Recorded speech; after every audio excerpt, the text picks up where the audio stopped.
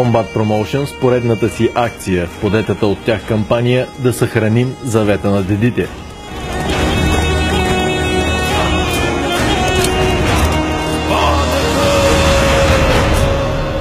The winds around the mountain reaches and the river in the valleys still quietly whisper the story of the glorious warrior.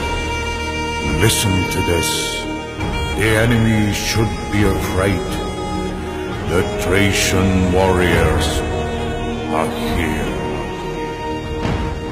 На 4 юни в град Петрич ще се проведе поредната гала на SFC с многобройно международно участие на бойци от Бразилия, Англия, Франция, Чечня, Румъния, Гърция, Македония и разбира се България. Удържайки на своята дума да инвестират приходите от бойните гали в българщината, английската промоутърска компания Combat Promotion в лицето на нейния президент Георги Анадолов и бойци от отбора проведоха поредната си инициатива.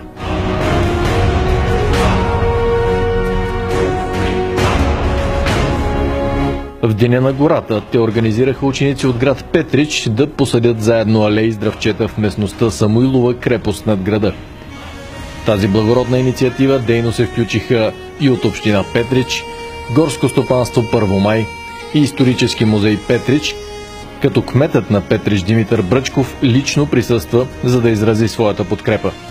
Първото дръвче беше положено от директора на Държавно горско стопанство Първомай Стоян Дагалов, който запозна децата с ценната и незаменима роля на гората за живота на земята и защо и как трябва да я пазим.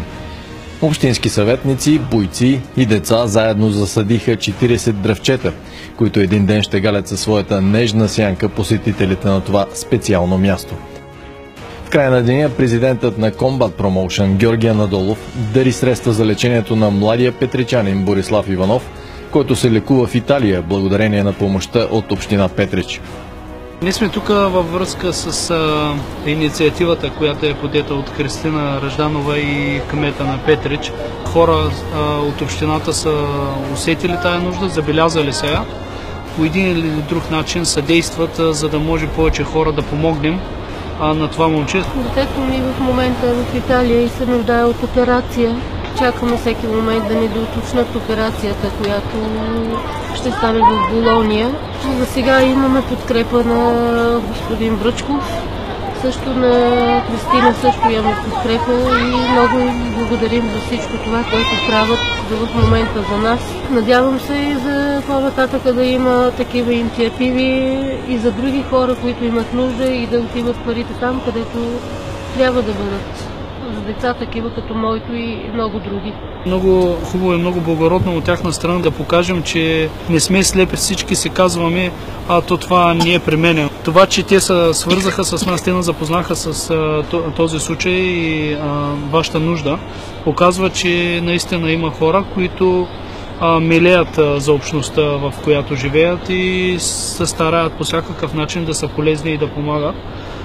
Аз искам да ви дам една сума от нас, това е от бойците от Combat Promotion.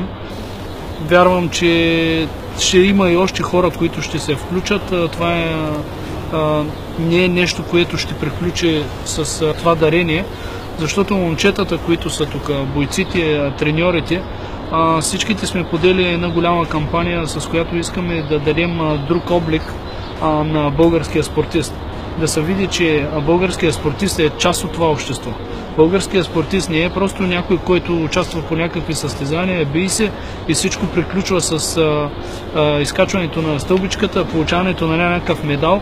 Българският спортист го прави всичко това, защото има вяра в себе си, той уважава хората покрай себе си и най-добрият начин това да се покаже е когато някой има нужда. Аз искам от сърце да пожелая всичко да мине по най-добрия начин и се нави да се възстановява колкото се може по-бързо. Здраве, пожелаваме успехи и скъпи палци.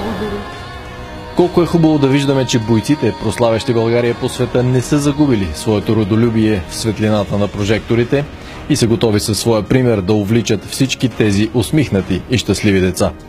Да им покажат, че силата означава уважение. Уважение към род, към родина и много грижи за природата. Искам да благодаря на инициаторите от Combat Promotion, които създадоха атмосфера, създадоха възможност да се включат децата от 4-то основно училище Христо Смирненски, да уважиме на този хубав ден и националния ни обект Самуилова крепост. Засадихме дръвчета. Предполагам, че това е и съм сигурен, че това е една добра предпоставка за тези деца да заобичат все повече и нашия национален обект, както и природата. Община Петрич се съдейства по перфектен начин до този момент с Combat Promotion. Смятаме, че и занапред ще имаме добри инициативи. Разчитаме, разбира се, инициативата от страна на младите хора. Поздравления за Combat Promotion и тези будни българи. Да живее България!